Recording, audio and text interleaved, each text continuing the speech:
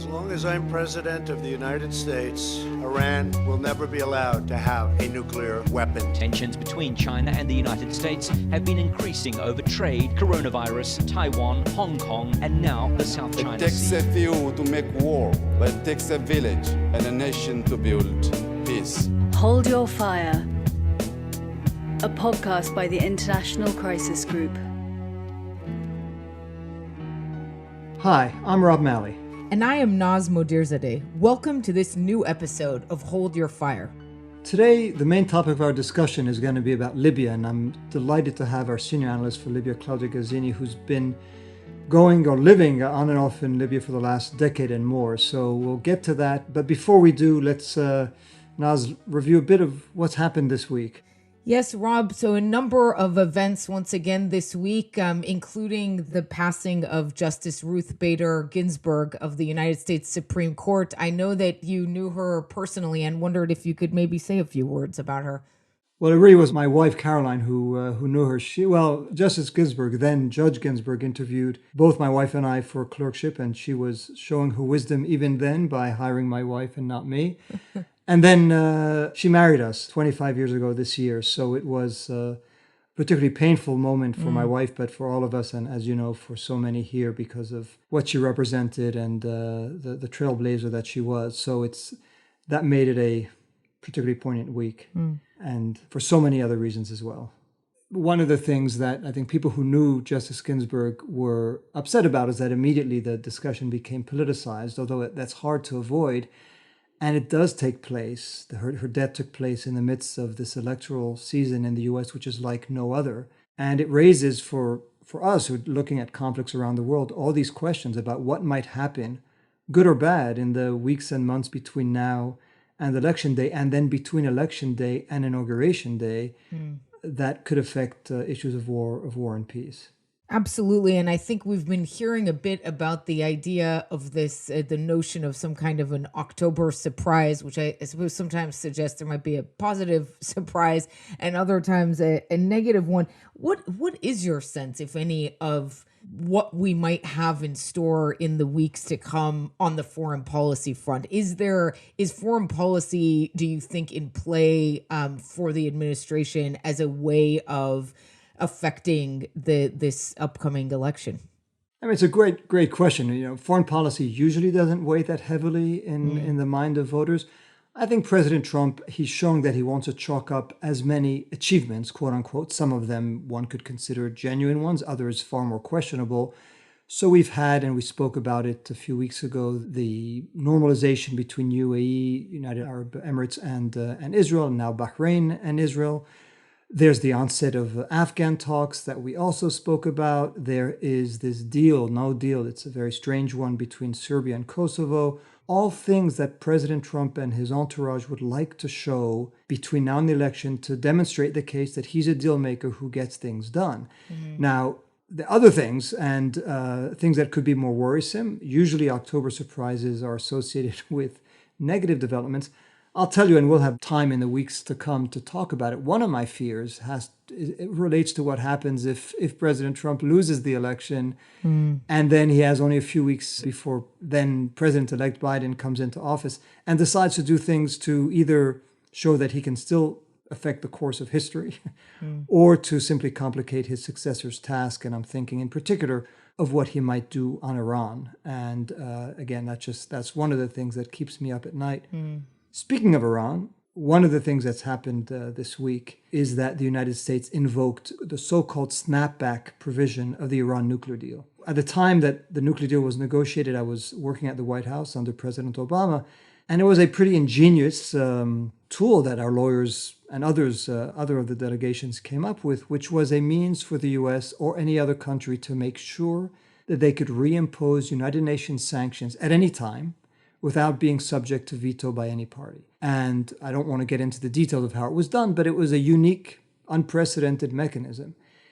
What we didn't have in mind was that it would be invoked by a party, in this case the US, that had violated and withdrawn from the deal to try to force others to reimpose these UN sanctions. We've seen the world has sort of rejected this interpretation by the US, but you're an international lawyer, you've studied these kinds of things.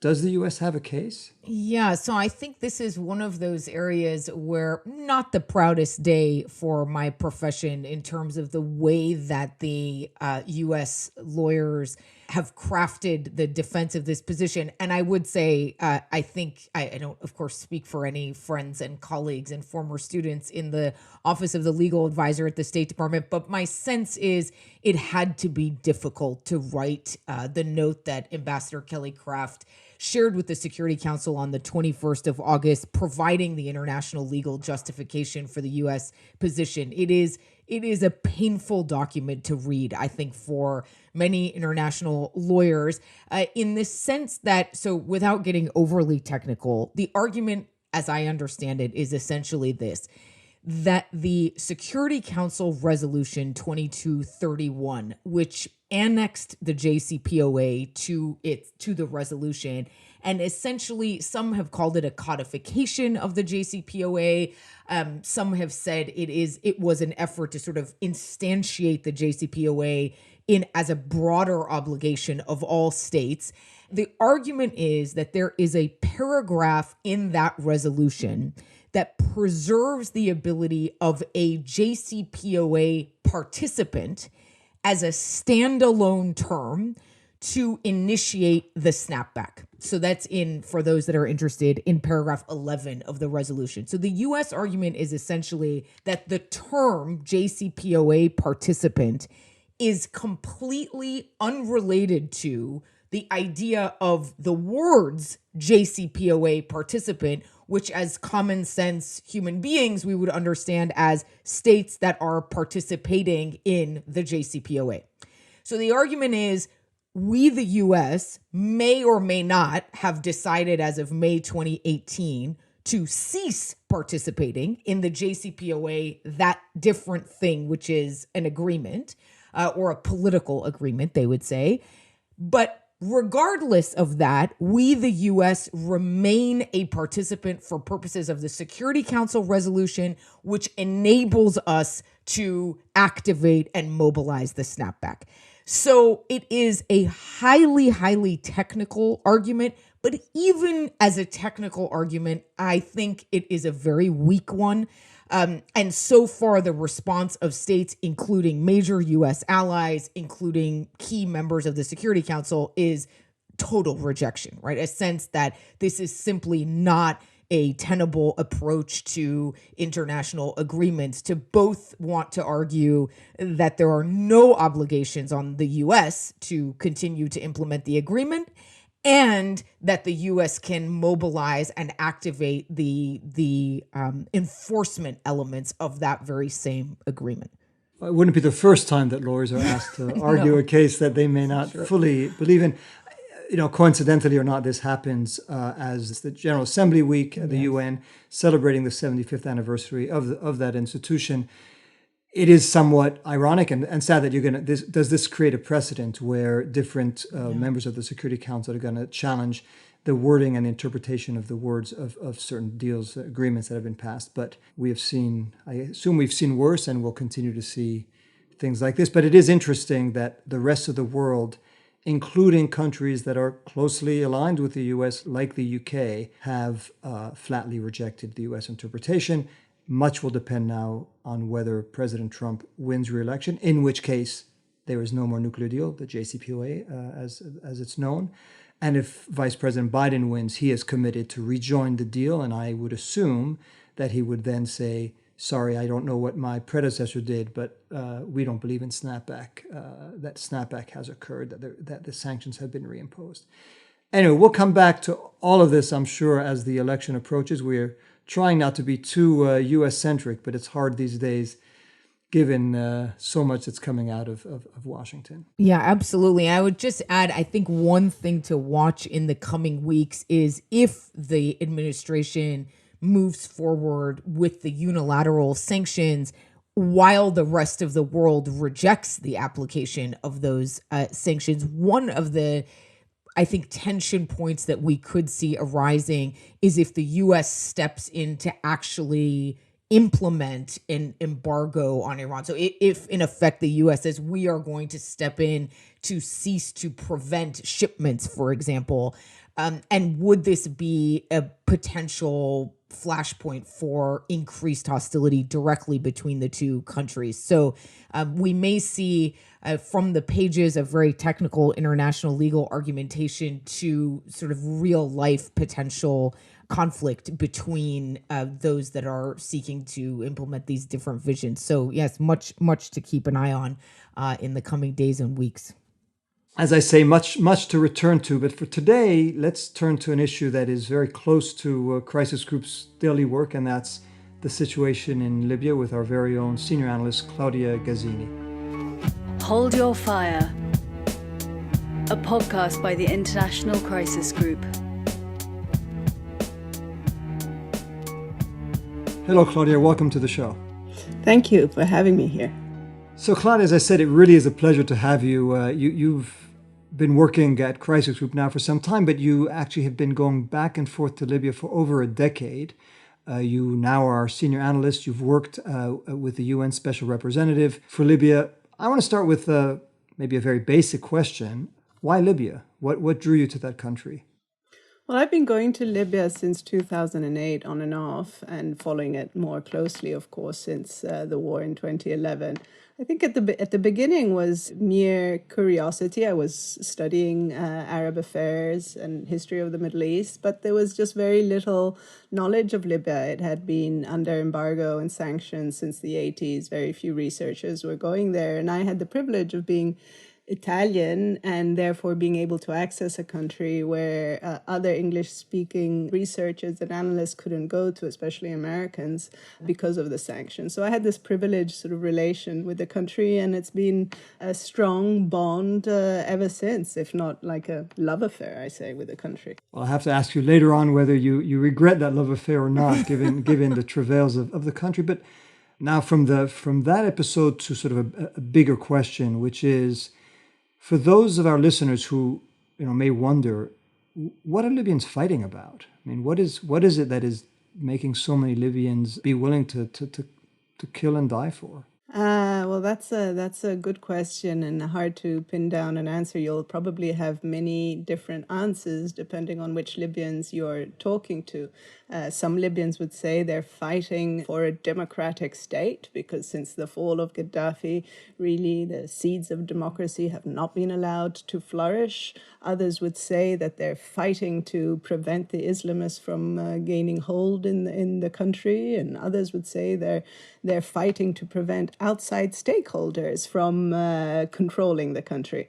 I would say that Libya is a multi-tiered conflict, of course, and there are seeds of political rivalry. So indeed, there are factions that are fighting for different visions of what the political life of the country should be, meaning should this be a country based on elections and democratic rule, or should this be a country that is in the hands of a strongman, because they firmly believe that only a strongman can rule such a difficult country.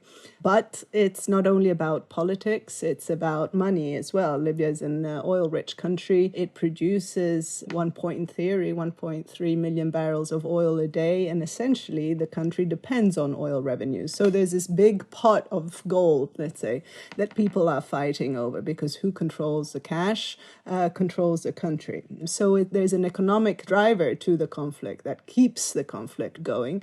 And of course, there are the geopolitical rivalries that also fuel the conflict, because Libya is a country where you have the interests of regional states, Turkey, Egypt, UAE, Qatar, that are being played out, not to mention the more broader Russian versus US sort of rivalries.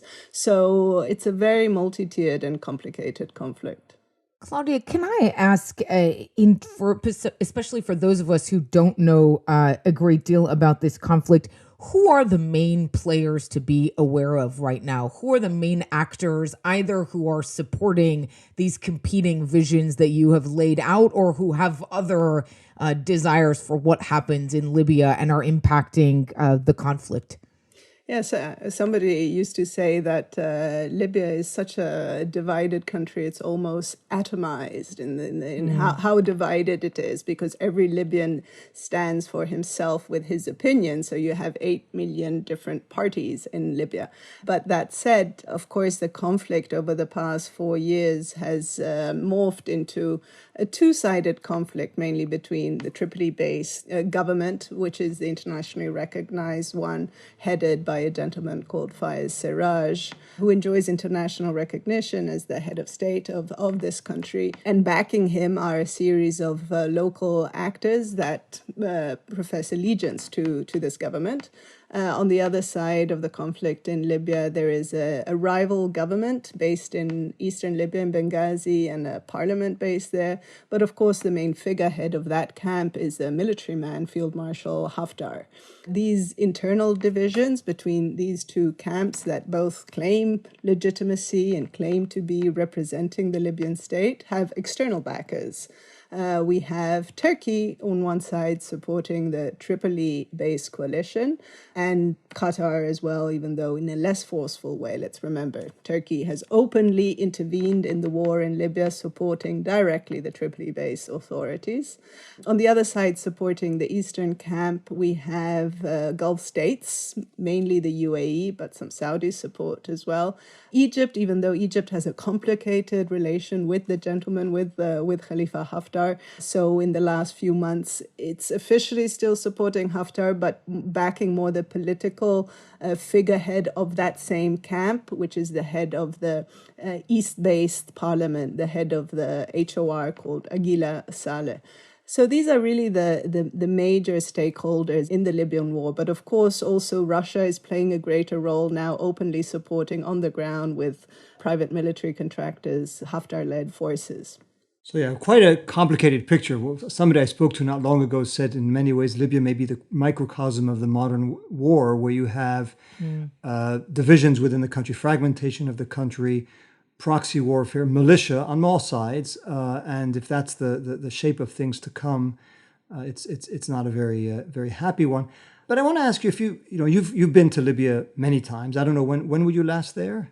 Just before the COVID outbreak, so late February I was there. So not that long ago. When you speak to average Libyans, because a lot of what you've spoken about is sort of the political elites, the militia and the outsiders, your average Libyan, what would he or she think about today's situation? Are they engaged in these ideological or political or economic battles?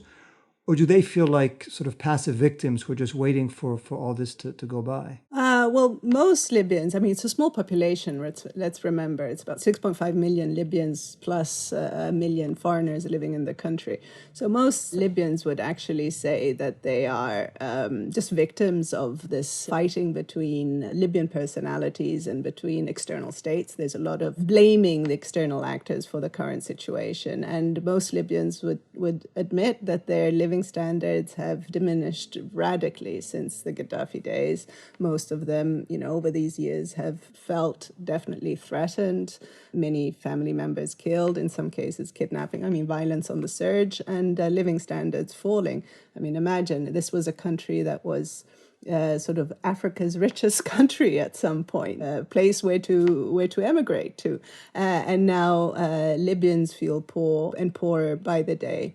But, that said, they blame the local politicians for clinging to power, for being unable to guarantee stability or for improving, ordinary life for them. But because of the conflict this past year and a half, let's remember, the conflict actually was an active conflict, very deadly conflict in Tripoli, in the capital, where 3 million people live. So 3 million people were actually affected by this conflict. And so this has also meant that many residents of the capital have actually sort of been brought into the political narrative of the elites of no longer wanting to support those they've been attacked by, referring to the forces of Khalifa Haftar. And even amongst the population in Tripoli, there is this rage against this Eastern-based coalition that has felt a sense of impunity in launching airstrikes, missile strikes, drone strikes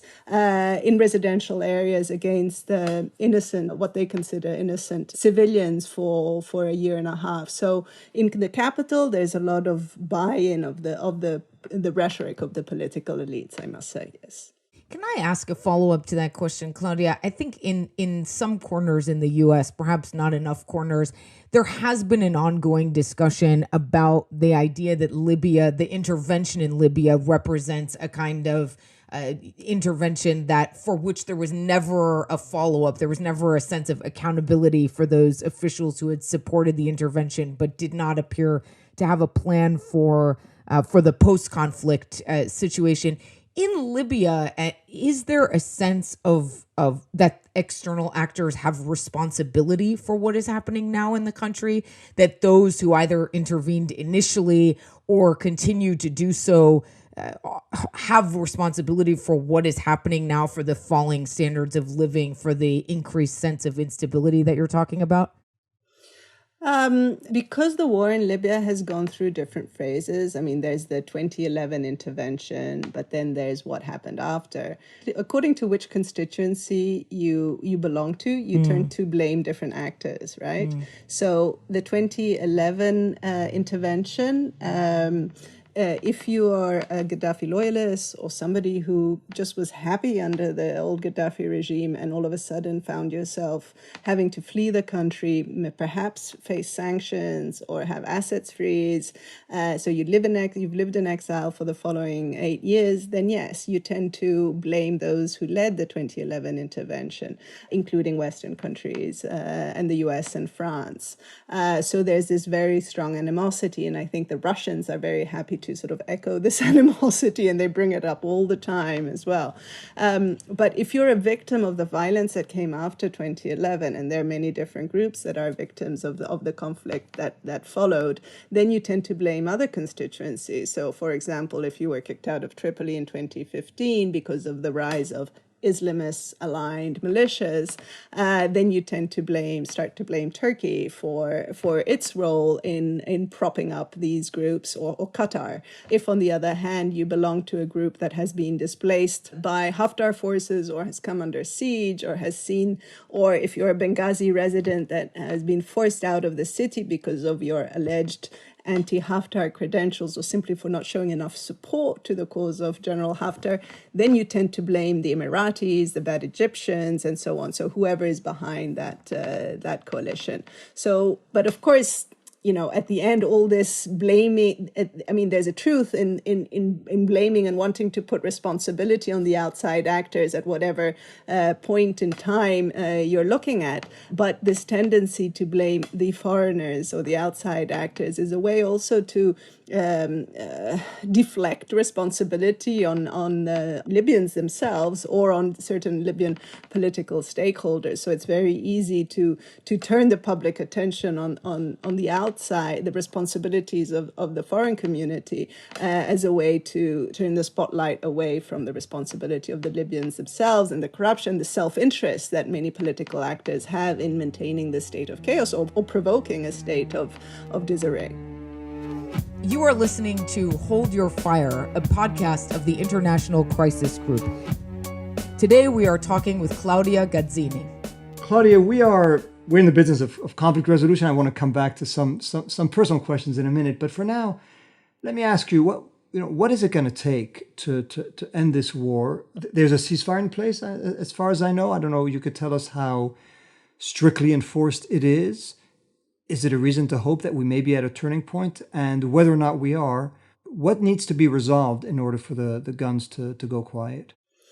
Well, I mean, the good news from Libya is that there's an end of this 15-month war in Tripoli. It ended last June, and so far, we haven't seen a return of hostilities in Tripoli. Throughout the past summer, we were fearing that there would be a shifting of the front lines from Tripoli into central Libya. So throughout June and July, we thought that Tripoli-based forces would dare advance into central Libya into the city of Sirte and the oil terminals in the area in an attempt to dislodge the Haftar-led forces that are still in control of the central region.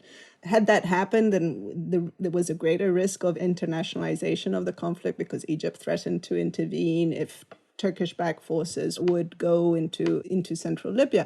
But a ceasefire was proclaimed, fortunately, at the end of August, 21st of August. But it was a ceasefire that was only declared by Tripoli-based Premier Faiez Sarraj and the head of the East Base Parliament, Aguila Saleh. Haftar hasn't since sort of given signs of support for this ceasefire. But that said, it is holding. A month has passed since then, and we haven't seen an escalation in the central region. So that's good, and that's in part, I think, linked to the U.S. election in November, because apparently the U.S. has put some pressure on both Turkey and Egypt to hold their guns and not to provoke a new war in Libya in this moment in time. And so that apparently worked, and Turkey has not been actively supporting this offensive anymore. So it's a moment of calm, but I think there's a risk of resumption of hostilities after the elections if there's no political agreement and no financial agreement, because it's sort of a lull in fighting, and everybody's waiting to see if this moment of temporary peace can provide an opportunity to kickstart political talks and get a financial agreement to reunify this country. So I think that the conflict is not completely off the books quite yet. And so, I mean, you started hinting at the need for political agreement and some kind of financial agreement. In broad strokes, what would a compromise on the politics and the economics look like in your view that could be sustainable? Well, I mean, the basic question is, are Libyans ready to form a real unity government? The country has been divided since 2014, and there's a parallel political structure based in Tripoli, internationally recognized, and another one in eastern Libya that administers that region, not internationally recognized, but they go on doing business as usual. There are parallel military structures and parallel financial structures. So the goal, of course, all these years has been to try to persuade these two rival entities to actually reach an agreement to form a real unity government where they're both represented. So the question is, are you ready for this? Libya, and there's a growing need for this because the current state of affairs is not sustainable. I mean, people say, oh, we can live with a frozen conflict. It's just better for them not to just have war, but let's leave things as they stand. Well, it's not sustainable, a frozen conflict in Libya, because Libya is so oil dependent. And currently, oil production has been shut off. There are no oil exports in the country since last January. The country has lost some $10 billion worth of revenues, which means that a country like Libya, which is 95% dependent on oil revenues, cannot sustain itself in the long run once it runs out of the reserves that it currently has. So to kickstart, oil production, you need an agreement. To actually implement a financial agreement, and that means agreeing on whether or not to cover the debt of the Eastern authorities over the past 4 years. It's a very thorny issue. It might sound technical, but it's about recognizing whether or not Eastern-based authorities have been sort of legitimately spending money over these past 4 years of parallel administration. It means recognizing their debt. It means reconnecting the two branches of the central banks of Benghazi and Tripoli. These are the demands that Haftar's camp has made in order to reopen oil production. It's hard to see Tripoli agreeing on these conditions because it actually means conceding to Haftar's demands and providing a financial lifeline to these Eastern-based authorities, which Tripoli accuses of having sort of attacked the capital for the past year and a half. But when you ask me what is needed, well, this is what you need. You need a settlement that includes provisions in settling what has happened over the past 4 years and moving forward. And this also means that on the political level, you need a settlement that recognizes that the other side is a counterpart to negotiations and possibly reaching an agreement on a new political lineup. It's not going to be easy. I think the odds of this, of UN-held talks succeeding, are very dim. I've seen various rounds of negotiations over the past 4 years, participated in some, and everybody goes to these negotiations with goodwill, saying, yes, we support the UN. But actually, many of these stakeholders just want a seat and power. And once you start negotiating who gets to be on the presidential council, so who gets to go on this new unity government lineup, that's when the real fighting starts. And I don't, based on the track record, I don't expect anything positive to come out of this new round of talks that is set to start online, unfortunately, because of the whole COVID blockage of travel. So it's quite unfortunate that the odds are so low, because living standards are really deteriorating in Libya. We have electricity shortages, 12 hours, 24 hours a day, water shortages as a result, cooking gas, people can't afford it. Inflation is skyrocketing. So Libyans really need a political and a financial settlement to move on. Well, I mean, it is really tragic the way you describe it, such a wealthy country and such poverty and such misery. One of our trustees, who you know well, Hassan Salameh, who you worked for and who used to be the UN envoy, had this expression saying Libya is a unique case of a country that is self-financing its own suicide. What you say is, reason for pessimism, but we're in the business of trying to produce at least, or to provide some reason for hope. What is the or more ingredients that are missing? Is it a matter of getting outside actors like Russia, like Turkey, like the US, like the UAE on the same page, pressuring their respective allies? Or is it something more endogenous to Libya that needs to change if we're going to, at some point, as we have to, resolve this conflict?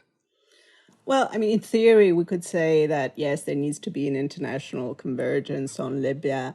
Been there, done there, and there's a lot of hypocrisy in the capitals involved in the Libya conflict. So they say something and do something the next day. And we've seen how, while professing to support a political solution, some countries have continued to pull weapons into the country just the day after.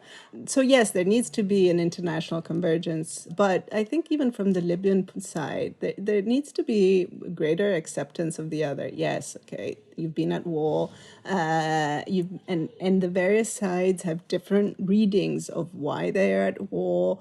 They have different rationales to explain why to support one faction or the other. But at heart, at some point, you need to move on and listen to the reasons proposed by the other camp and sort of accept to pardon, accept to consider the other side a legitimate counterpart. I think this is still missing amongst many in Libya. They're not ready to move on yet, despite all the suffering that they see and they live around them.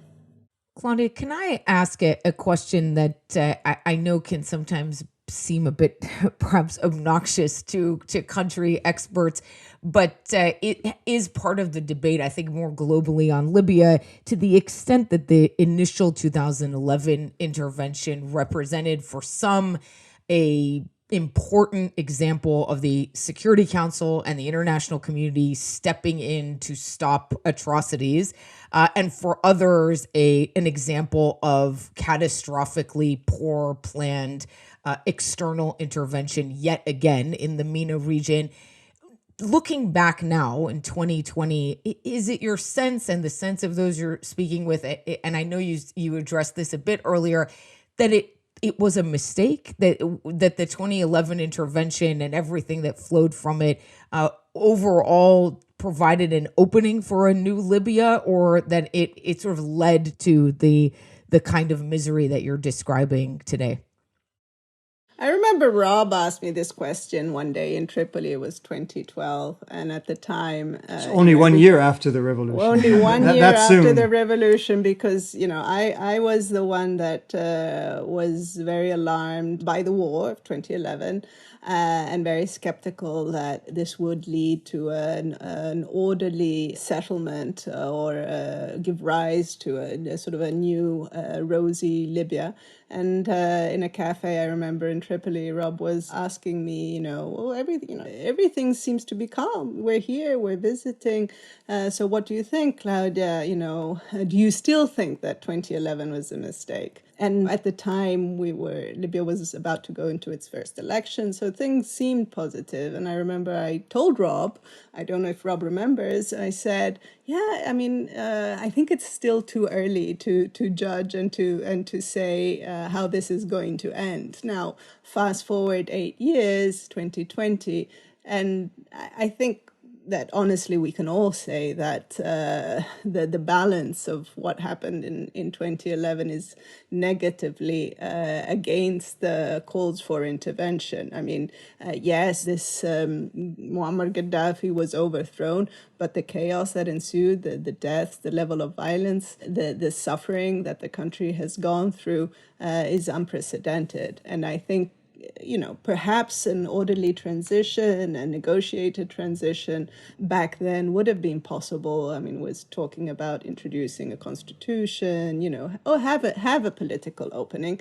No guarantees of success, but I still think that we could have avoided a lot of the violence and the conflict and destruction, infrastructural destruction that has ensued.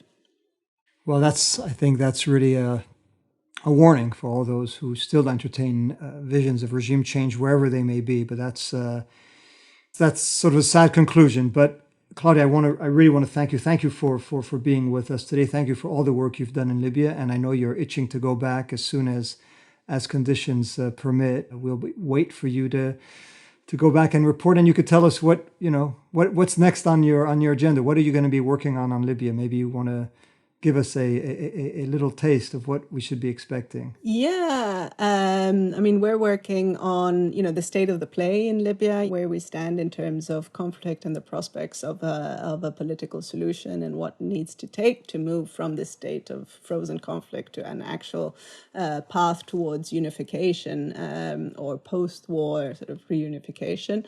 Of course, we're looking at the oil sector as well because of these negotiations about restarting oil production. So that continues to be a focus of our attention, and the more sort of regional rivalries that are being played out. So that's a lot, actually. But that's a lot. I can't wait. But thank you again. Really a pleasure having you. Hold Your Fire, a podcast by the International Crisis Group. And with thanks to Claudia. Rob, before we close, I wanted to ask you, what should we be reading this week? What has Crisis Group published that you'd like to draw our attention to? So very quickly, three pieces. One, a question and answer for anyone who is still not entirely clear about what the U.S. just did with its snapback on Iran. And we had a great team of our UN and Iran experts who are answering those questions on behind the snapback debate at the UN. A commentary on violence in the southern Philippines, something that people may not follow that closely, but a very, very interesting analysis of what is behind the uptick of violence. And then finally, related to the discussions we just had about Libya, a statement, a crisis group statement about how to diffuse tensions in the Eastern Mediterranean, tensions involving Turkey, involving Greece, involving Cyprus, involving France, involving Israel, and tensions that could lead to confrontation between a member of the EU, Greece, and a member of NATO, Turkey. Fantastic. Lots for us to talk about in the coming weeks and months. Well, that's it for this week. Thank you for listening to Hold Your Fire.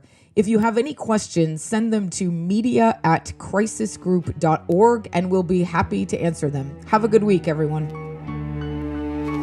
Hold Your Fire, a podcast by the International Crisis Group.